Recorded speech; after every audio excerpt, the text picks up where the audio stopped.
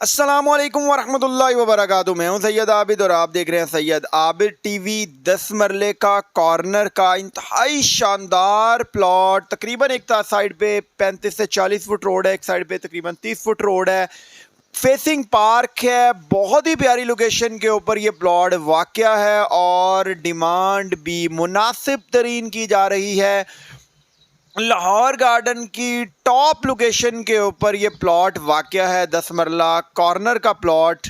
और इसके अलावा अगर मैं बात करता चलूँ यहाँ पर जो है वो सिचुएशन की, तो आप घर देख सकते हैं, तकरीबन सारे घर बने हुए हैं, चंद एक प्लॉट जो है वो खाली हैं। तो बहुत ही ज़बरदस्त मौका है, इसको हाथ से ना जाने दीजिएगा। एक साइड पे तकरीबन 40 फुट रोड है, एक साइड पे तकरीबन 30-35 फुट रोड है। यह पार्क ज़बरदस्त किस्म का तैयार हुआ है। डिमांड इसकी जो है वो 60 लाख रुपये की जा रही है। लिटिल बिट नेगोशिएशन है। पाकिस्तान